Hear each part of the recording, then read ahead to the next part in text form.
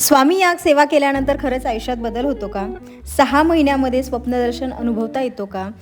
अकाल मृत्यू टळतो, स्वामींची कृपा आपल्यावरती राहते. तर या सगळ्या प्रश्नांची उत्तरे जे आहे ते तुम्हाला या एकाच व्हिडिओमध्ये बघायला भेटणार आहे. तर व्हिडिओ शेवटपर्यंत नक्की बघा. नमस्कार मंडळी, श्री स्वामी समर्थ. तुमचे पुन्हा एकदा आपल्या चॅनलवरती स्वागत आहे एका नवीन व्हिडिओमध्ये. तर जाणून घेऊया स्वामी याग सेवा म्हणजे नेमकं काय. तर स्वामी याग सेवा अग्नीच्या साक्षीने मंत्रोच्चार करून स्वामींचे स्मरण करत केलेली एक विशेष पूजा प्रक्रिया आहे, ज्यामध्ये यज्ञकुंड, तूप, हवन सामग्री आणि मंत्रांचा वापर करतात. कारण हवनकुंडामध्ये आपल्याला माहिती आहे ऊर्जा शुद्धीकरणासाठी उत्तम आहे. ह्या सेवेमध्ये तुपाचे दिवे जळतात.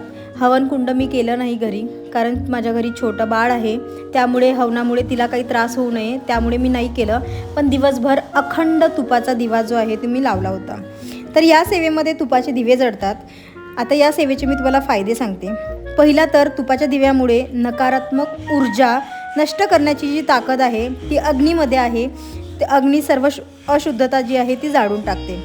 दुसरं म्हणजे स्वामींची कृपा मिळवण्यासाठी आपण दिवसभर मनामध्ये पॉझिटिव्हिटी ठेवून कोणत्या तरी गोष्टीचा एक उल्लेख करतो, ज्यामुळे आपल्यालाही एक बळ मिळतं. तिसरं म्हणजे आर्थिक आणि मानसिक प्रगतीसाठी स्थिरता आणि समाधान वाढतं. चौथं, तुपातून निर्माण होणारी ऊर्जा वातावरण शुद्ध करते आणि आरोग्यावर चांगला परिणाम करते.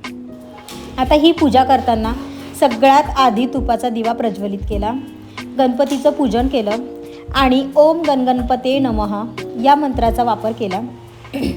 त्यानंतर स्वामींचा अभिषेक केला पंचामृताने, अगरबत्ती लावली, 11 माळी जपाचे पाणी तयार केले. आता 11 माळी जपाचे पाणी कसं तयार करायचं आणि त्याचा अनुभव खूप जास्त आहे. मला जेव्हाही काही संकट असतात तेव्हा मी ते करत असते, किंवा घरामध्ये आपल्याला निगेटिव्हिटी वाटली किंवा खूप असतं की काही टेन्शन चालू असलं तेव्हा मी बनवत असते.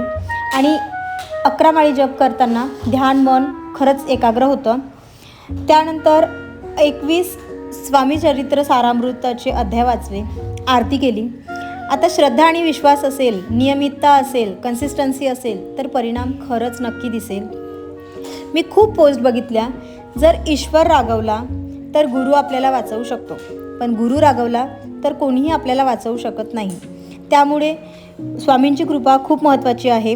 आणि स्वामी सेवेमध्ये आल्यानंतर खरंच बरेचसे प्रश्न सुटतात आणि बऱ्याचशा गोष्टी स्थिर होतात. हे मी स्वतः अनुभवलं आहे.